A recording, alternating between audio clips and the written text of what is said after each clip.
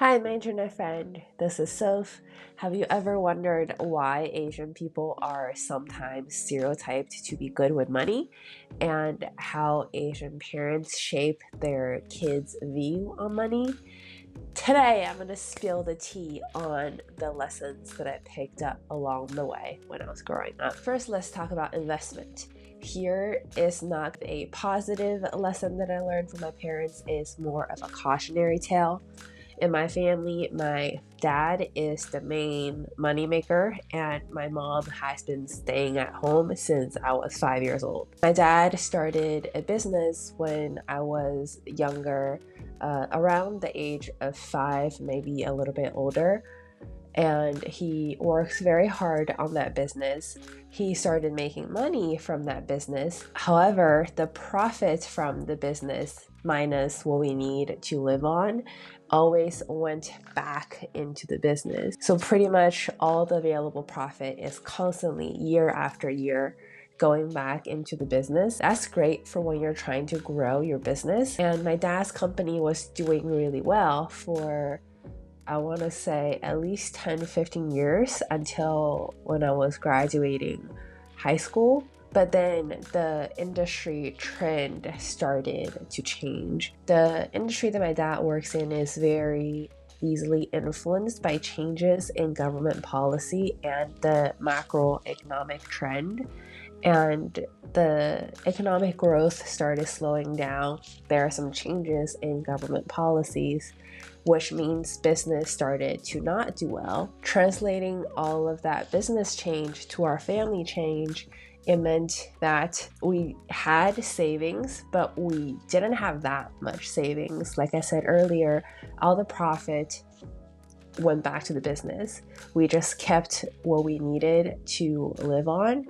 So when this business started to not do well, the quality of life drastically decreased in my family. During that time, my family had 2 condos.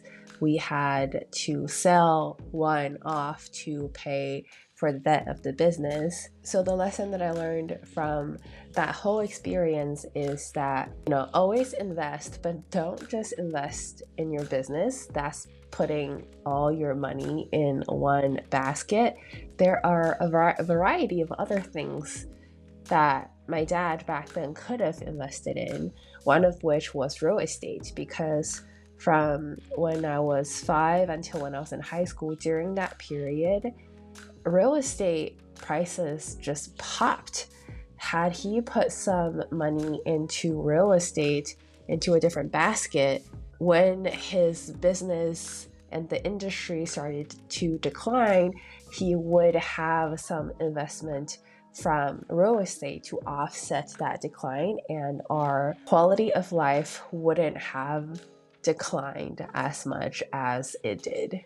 Now in my adult life, not only do I invest in 401k, which I think pretty much everybody does, I also have a Roth IRA, I have a real estate, and on top of that, I have some other stocks that are not S&P 500. So I'm kind of diversifying my portfolio because my dad didn't when I was growing up. The second lesson I learned from my parents is, mainly my mom, is to spend on what you should, but be really, really stingy on what you shouldn't. This, in a sense, is frugality, but it's not so extreme that you don't spend on anything.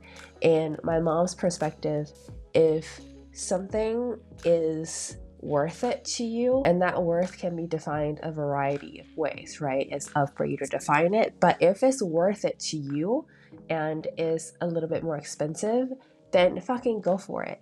If it's a $4,000 purse that makes you happy for the next year, then go for it. Don't be stingy with it. However, if it's something that's not worth it, the same $4,000 purse is not going to give you a long-term satisfaction. In other words, it's not worth it to you. If the only reason you want it is because it's popular at the time, then obviously don't fucking get it. And I have a funny example here is when I was young, I think middle school maybe, me and my family were sitting on the couch and the TV was announcing the gas price was gonna go up in China. This was when I was in middle school, so I hadn't moved to Florida yet. And my dad immediately started putting on a jacket and like going out the door to go to the gas station before the gas price goes up the next day. In their rationale, that is worth it because gas is obviously, you need it, but and paying that difference between today's price and tomorrow's price was not worth it for them. So they went at like 10 p.m. to fill up the gas tank. So spend on what you should and otherwise what is worthwhile for you, and be really, really stingy with what you shouldn't. In other words, what isn't worthwhile to you. The third lesson that I learned from my parents is independence, particularly financial independence. There is this old saying in Chinese that roughly translates to if you depend on the mountain or if you lean on the mountain will fall. If you lean or depend on a person, the person will be gone. So my parents always have taught me to be independent, and in their mind, the way that I can achieve that independence is by getting a good education. And after I get my education, I find a respectable job that makes good money like any other Asian parents. And with that money, save a lot of it so that when something happens, you have the money to depend on versus a person to depend on. Another reason why my parents like drilled financial independence in my mind is also because my mom has been a stay-at-home mom since I was 5 years old, and my dad was the sole moneymaker, breadwinner, whatever you want to call it. And under that setting, you could say financially, my mom was dependent upon my dad. My mom really didn't like that. I think there are a lot of choices that he would have made differently if he wasn't dependent on my dad for the financial support. As an example, my dad cheated on my mom when I was young. I think if my mom wasn't financially dependent on my dad, she would have just up and left. However, because I was young and because she was not financially independent, she can't just up and leave. And staying in that marriage while not forgiving my father for cheating on her did a lot of emotional damage on her, so much so that she still talks about it today and how I need to be independent, how I need to save my own money. Even though I'm like 30 years old now, she will not stop talking about it. And that's just evidence to how important it is for her that I am financially independent so I don't repeat her old path. And for that same reason, I don't think I will ever be a stay-at-home mom. It's just not very attractive to me after what I've seen my mother go through. So financial independence, yes. The fourth lesson that I learned is to give back, and to give back both your money and your time. There are a couple of groups of people that you can give back to. Asian cultures generally value family and taking care of your immediate family.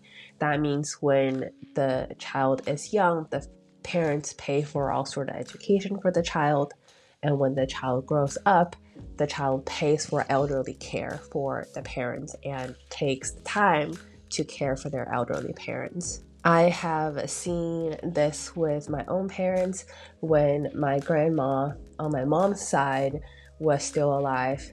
Every year, my mother will have my grandma live with us in our 2-bedroom condo for like 3 months, essentially the entire summer, to take care of her and to get her to doctor's appointments, checkups, and all that stuff. On my dad's side, he pays for a nanny for his dad because he can't physically be there. Being from a family like mine, I am definitely expected to give back my money and time.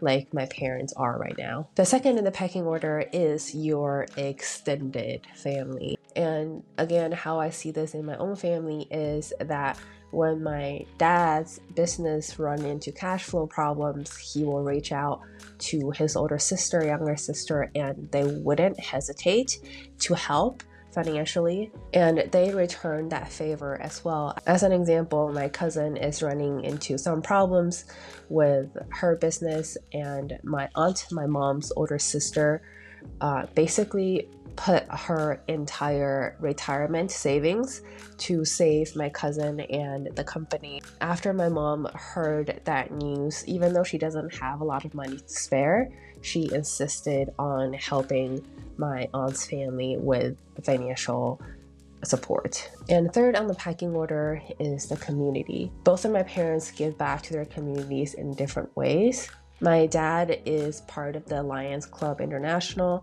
and he volunteers his money and time to help those in need. An example here is that when COVID started, we all know that it first started in China and masks were nowhere to be found, so people can't protect themselves. And my dad had to show up to the hospital pretty often at that time, so he asked me to buy a bunch of masks here in the US. This is before the mask supply was just gone in the US. There were plenty that people could buy, so I bought some and shipped back to China. And I thought my dad was going to use those masks for his personal protection because he has a need to go to hospitals for his job. But instead of keeping it for himself, he just donated all of it to the local Red Cross. I was kind of shocked when I saw that my dad did that, because that would have meant he didn't have personal protection, but he did it anyway because he wanted to be a good member in the community. All right, those are the 4 money lessons I learned from my Chinese parents. Can't wait to see you back here again soon. Bye.